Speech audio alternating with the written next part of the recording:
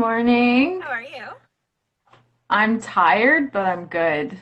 I'm so Well, tired. you're supposed to sleep at night. I don't know what that means. I know. Your hair looks really good though. Doesn't it? Yeah. This is day old salon hair, It's and I might not even wash it tonight. We'll see no, how long don't. I can Yeah. go. Try and get that blowout to last a little Mhm. while. And then next week I will be back to the messy high bun, but I'm gonna rock this today. Well, you know I have major hair envy. 'Cause I want long hair, but Well, the trick is to be so busy that you don't go to the hair salon for 5 years. there you go. Like she was like, "You have 40 pounds of hair here." It was so funny because I got it hydrated, Yeah. and it took forever. It took 4 hours. But anyway, hi Melinda, thank you for joining, and hi Becky. I can't see everybody And I'm that's getting a on. phone call. Awesome.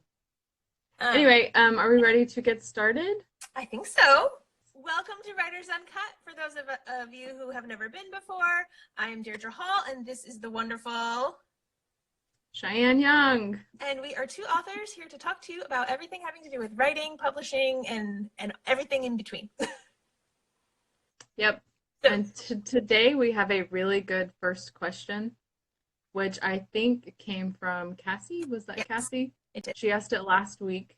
And I'm actually kind of scared to answer it. Hi, Cassie. So, hi Cassie, we're about to answer your question, and I'm scared. So her question is what to do if you disagree with an editor or agent's letter. Whenever an editor or an agent sends you a revision letter Yeah. of stuff to change about your book, what do you do if you disagree with it? So I'm gonna let you answer this first. All right. Well, first I just have to say Cassie's getting tattooed right now, so you're gonna have to show us what you're doing after because I'm really curious. Um, that's funny. Um, so okay. Well, hold on. So your tattoo is gonna hurt, and hopefully our advice will not hurt. Hopefully not.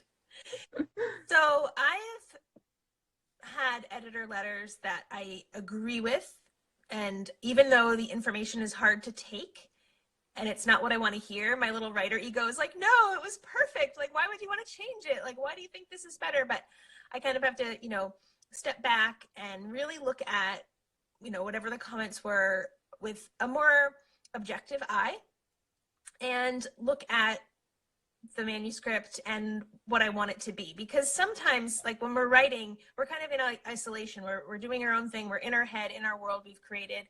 And it can get very singular and we don't necessarily see the big picture, whereas someone else with fresh eyes definitely can.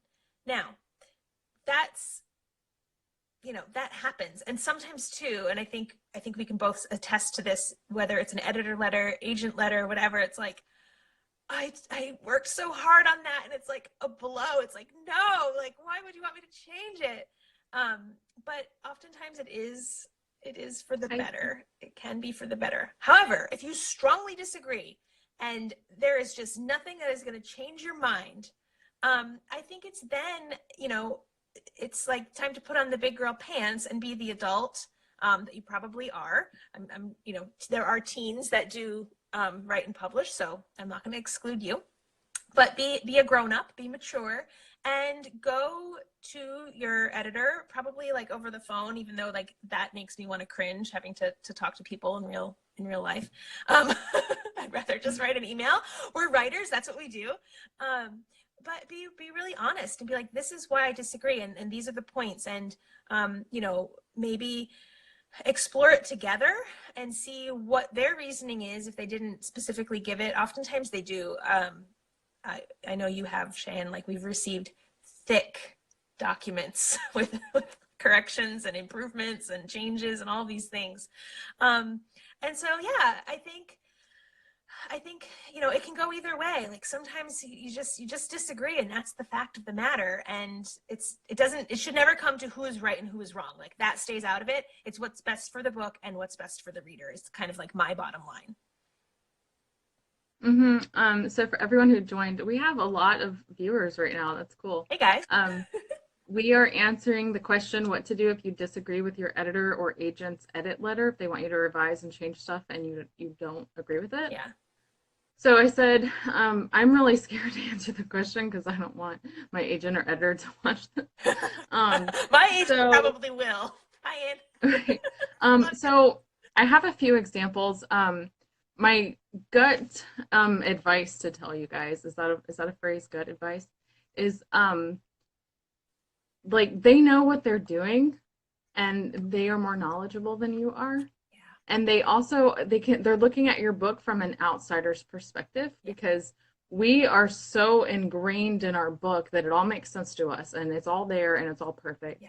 And when someone else reads it, they don't read the stuff that's in your head that's not on the page. So try to accept your gut feeling, or try to accept their gut feeling of what you need to change. And always, because they really are the professional. And one thing I was going to say is it does suck because it's like whether you're getting an agent or an editor, it's they signed you because they liked your book a lot. And like in the first talk you have, it's all flowers and butterflies and rainbows, and we love your book so much, and we can't wait to have it. And then, oh, by the way, here's this gigantic list of stuff you have to change because your book actually sucks. So it's like, and I think I said this on the last episode.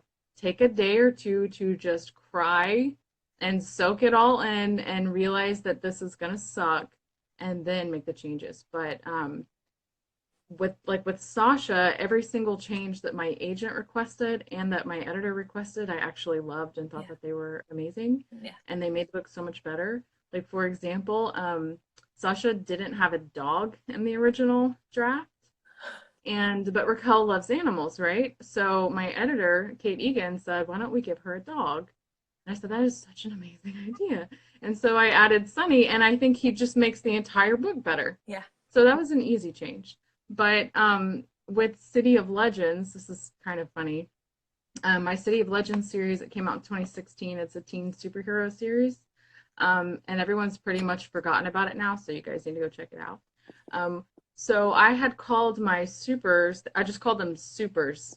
They were this super powered being of people that had superpowers. And my editor had come to me towards the ending stages of our revisions and said, we need to call him something unique, like a different fancy name for them, not just supers. It needs to be something special. And I then spent 2 weeks coming up with a special name for these people.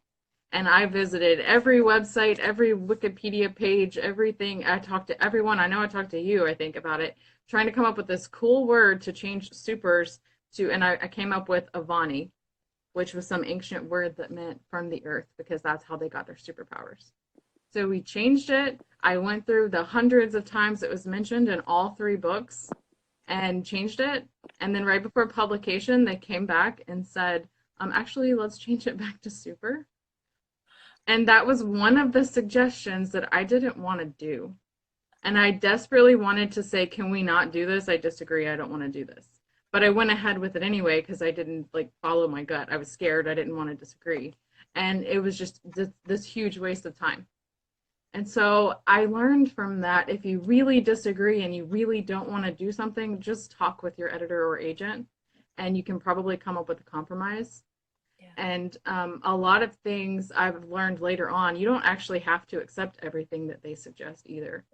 Like a lot of times they're just adding a bunch of like big story changes, you probably do. But a lot of little changes, they're just adding it, because they want to, I guess. I don't know. And they're not, their feelings aren't going to get hurt if you don't want to change it. Yeah. So I guess what I'm trying to say is listen to them. They're very smart. They know better than you. But if your gut feeling is like, no, I absolutely can't do this, just have a talk with them. Don't be like me and be too scared to say anything, and just have a talk, and it's probably going to work out okay. Agreed. Agreed. You can't see it, but there is a cat behind my phone right now, and I'm scared. I'm afraid she's going to mess up this whole thing I've got going on. Just like swat her tail and throw everything off. Okay, so we have 8 more minutes. We're actually on a really tight time crunch today. We're trying to keep this to 20 minutes. Yes. So I'll move on to the second question, which I'm also going to make you answer first. You're gonna make me answer, but this is okay. Huh? But yes, yeah, all right. I know I can't. I don't want to answer it first. Okay. So we are going to talk about release day tips, what to do when your book releases, and I guess just talk about it because again, I'm scared of this question. So you take it first. Okay. Well, I'll start with a story. When I had my first child, I have two daughters. We had a huge baby shower. Like, I think there were probably like 50 people there, men and women. And we did like the co-ed thing because it's not 1950. And it was like a big deal. Tons of gifts and food and merriment and all of that stuff. And then for my second daughter, there was literally nothing. She got nothing. I had saved everything from before. There was just no, no acknowledgement, in a group setting, party setting, or anything like that. And kind of the same can be said for my two traditionally published books. Sugar, there was a cafe that I was able to use like a part of, and we had food and drinks and all kinds of snacks and stuff like that. And I invited lots of people and talked about my book and had a giveaway, and it was a lot of fun, but also a lot of stress. And then when my second book came out, I think I did two things. So I didn't do nothing, but I did two things. I read and I wrote. And so just the contrast between the two, I'll admit the first one was really fun, and it was a nice way to mark a seminal day, like something I'd worked years for. It was, a dream come true, and I was so happy to share that with people. And, it was such a wonderful time, but it was also really stressful. And so the introverted part of me and the writer side and that whole aspect was really happy to just stay home and have a low-key day doing the kinds of things that I really love. And in a way, it also marked, my achievement in a way that reading and writing all contribute to. It's kind of like a circle. Like it all comes back to what I had accomplished. And that was having another book published. So I don't think either one is right or wrong. I think it's kind of another, we'll go with the gut thing that you said, Cheyenne. Like there can be a big deal, and it can be at a, you can have a release at a big a bookstore or like in a public setting, something like that, or it can be really quiet and low key. I think it just sort of depends on what you want out of the day. And I think that's a really important question to always ask. Like, do you want to have lots of photos to share and, posing with friends and like be exhausted from smiling at the end of the night? Or do you want to just be cozy in your house with your cat and dog and books and that kind of thing? So I think it's, I think there's a lot of pressure to have like the big deal. And I don't always think it's necessarily, it doesn't work for everybody ultimately. It can just like lead to a lot of exhaustion and maybe a little bit of resentment. But I think no matter what, the important thing is to mark the day in some way. I think it's really important for us to acknowledge our accomplishments and the things we've worked hard for. When I've done self-publishing, I'm just like cranking out books, and it's like, oh, it's just another day. And then at the end of the day, on those kinds of days, I'm like, oh, like I did that, and I just like went grocery shopping. Yay. So yeah, that's my quick answer, because I really just want Cheyenne to answer because she had a book that came out yesterday. So I'm like super annoyed at my animals right now. My dog is over there whining at me because I'm petting the cat. And the only reason I'm petting the cat is because she's threatening to ruin this whole operation. Well, that's what she does, right? I have my phone balanced on my laptop screen with my pop socket. Yeah. And she's like rubbing up against it. Anyway, so I'm over here like trying to push her off while listening to you. But okay, so this is what we do, guys. We're writers Uncut. We're not fancy. We don't have fancy technology. It's just raw live Instagram with freaking cats getting in the way. So okay, so release date. I agree with a lot of what you said. And although this is technically my 5th traditionally published book that just came out yesterday. By the way, it came out yesterday. You guys need to go check it out. It really felt like my first, because it was my first hardback book, my first agented book, my first big publisher book. And it's the first book of mine that's in Barnes and Noble. So it really felt like I needed to do something big and exciting and everything. And that just really freaked me out and stressed me out. And you've been the subject of many of my stress emails, including the one I sent you at 5:30 this morning. So it's like I felt compelled to have this huge release party, launch party, excited thing, because that's what everyone else seems to do, and they all seem to love it. And it just didn't work out for me. And I've been thinking this for months and weeks leading up to the release. And I was like, I just can't do it. I don't want to do it. I don't want to plan some huge party. I, and it helped that two Houston indie bookstores turned me down. So apparently I wasn't popular enough to sign for them.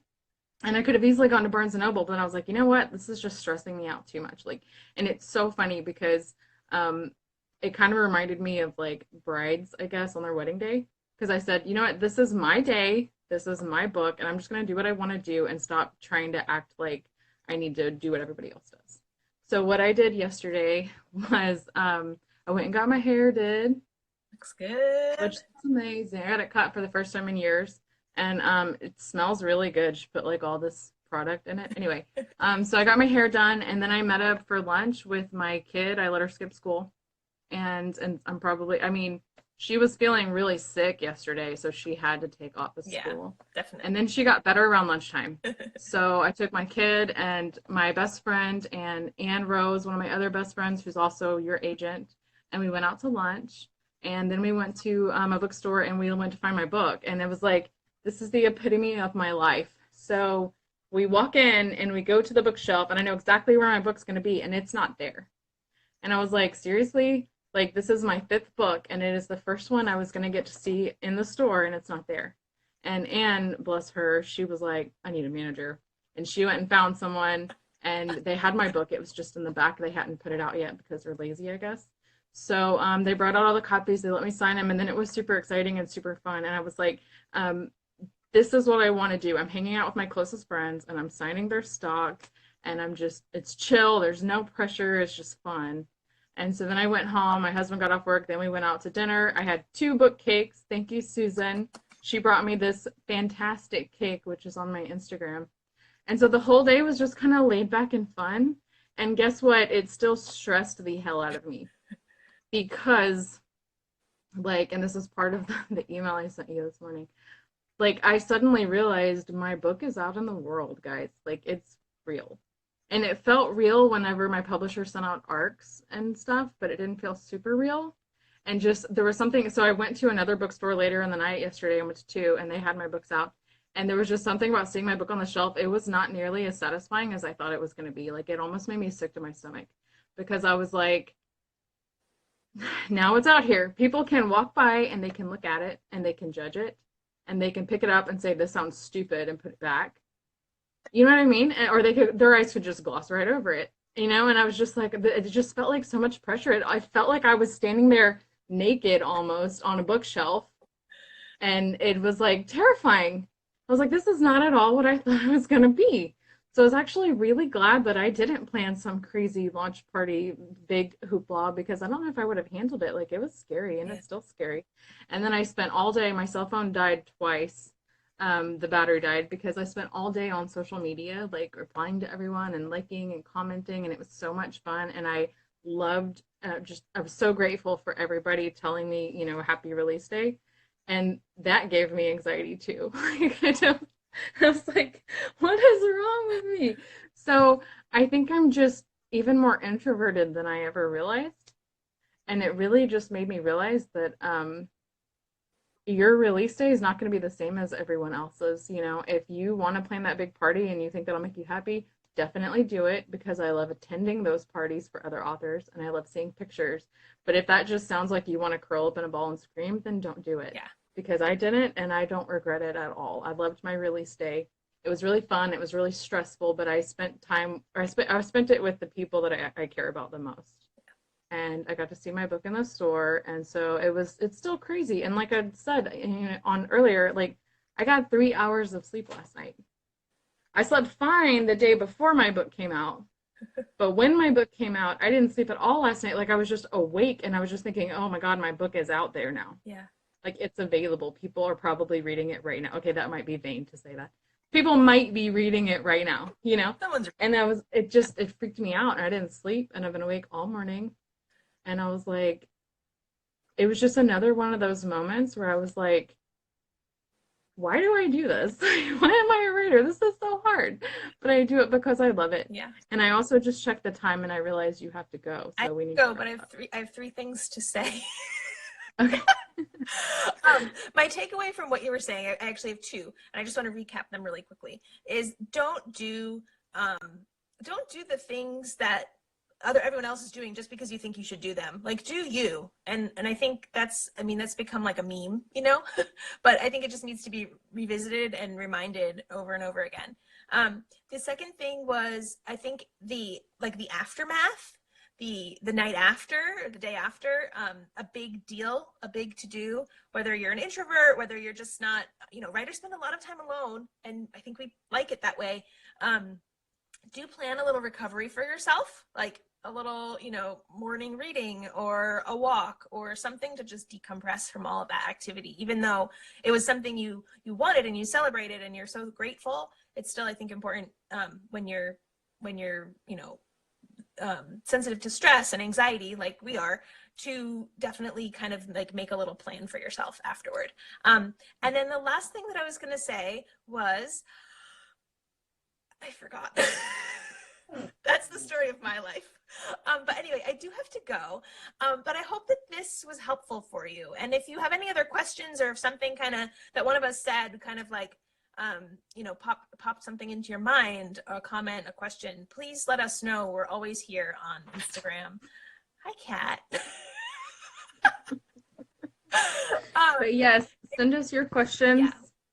We want to answer them. Oh, look at her. So furry. And thank you so much for watching. This is the most people we've had on one of our videos, so I'm really excited. Thanks, guys. And if you have friends, writer friends, that you think would find this helpful or have questions, send them our way. We want to connect with you. It's like we said, like, we spend a lot of time alone, but we're not in isolation. We want to connect and communicate and share this experience with you guys too. So until next week we'll be on my Instagram, and that's at Deirdre Spark. And this video you will find on these freaking animals. I'm so sorry. I'm not noticing. You'll find this video on Cheyenne's Instagram live feed, and then you'll find it on our YouTube page. We have a YouTube page now, so you can search for that. And we have one other quick exciting announcement. Do you want to tell? Is it the page? I was like, what is it? We have created a Facebook page for Writers Uncut, and we want it to be a place where writers can, of all stages, aspiring, published, can come hang out and talk openly and candidly about writing. And we don't want it to be just another publishing advice group, I guess. We want to just chat and hang out as writers. So join us. And I don't know that Facebook URL. I think if you just go to Facebook and search Writers Uncut, it should pop up. Yeah. Or message. And it's brand new, so it's just us on there now. So we really need you guys to join, and we're super excited to chat with you and to get to know you and to talk about all things writing. Yes. And if you can't find the YouTube, and if you can't find the Facebook, it's a private group. So you have to request to join. But if you can't find either of those, message one of us and we will send you the link.